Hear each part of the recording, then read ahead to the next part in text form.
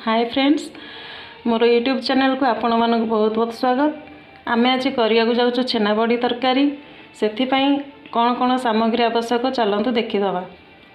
मु छेना बड़ी को छेना आ मैदा दे चकटी तेल छाणी आलू सिझेकी काटिकी रखी एवं एथिरे हलदी लुण लंका गुंड पनीर मसला गरम मसला धनिया गुंड रखी एकाठी गोलेकी एथिरे मसला पाई अदा रसुण पियाज काटिकी रखी टमाटो काटिकी रखी। चलते आम देखिए केमती तैयारी करवा। एथिरे आम अदा रसुण पियाज देचे चलते मसला टी बाटिवा।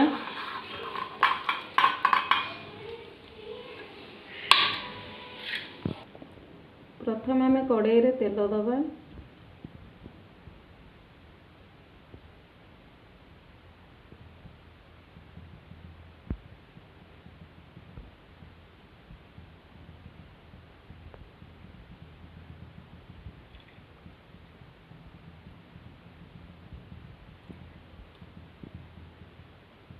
तेल गरम हो गले से तेजपत्र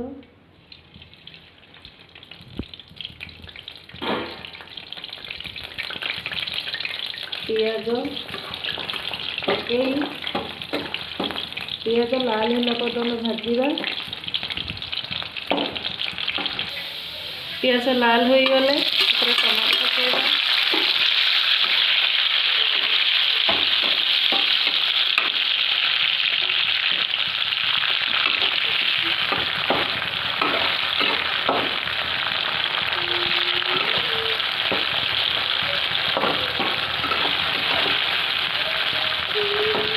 टमाटोटा भाजी गले से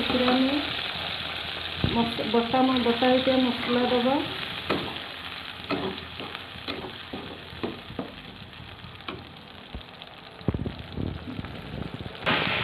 तापर मुझे रखी समस्त प्रकार मसला जमीक हलदी लंका गुंड लुण गरम मसला धनिया गुंड पनीर मसला सब रखी आम से पकईदे पकईके मिसेकी मसलाटा कषिला पर्यंत ताकू बसैब।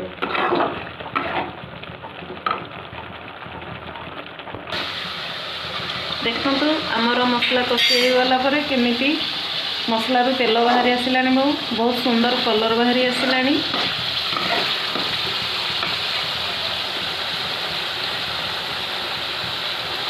बर्तमान से कटा हुई रही सिझा आलू को पकईदवा।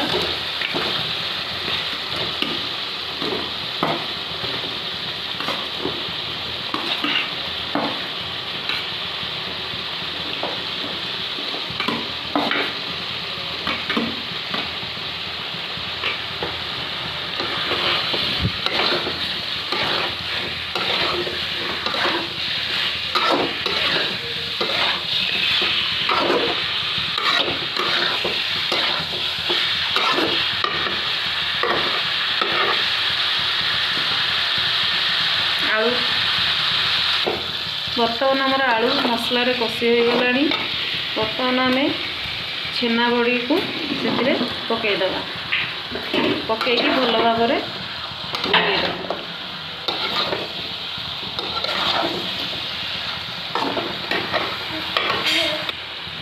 छेना बड़ी की पकई सारा टे मसला रे कषि होगापी किसी समय छाड़ीदवा।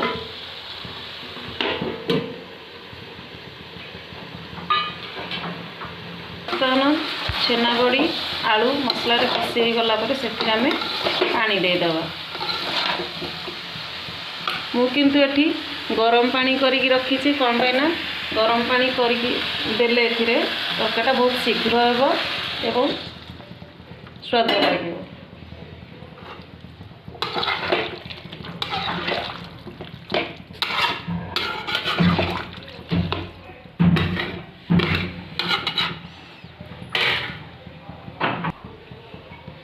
बर्तमान पानी दे सारा पर आमे ताकू किसी समय घोड़े दवा।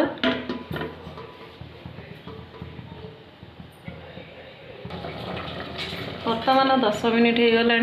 चलो देखा आम तरकारी केमती देखु आम तरकारी पूरा प्रस्तुत हो गला।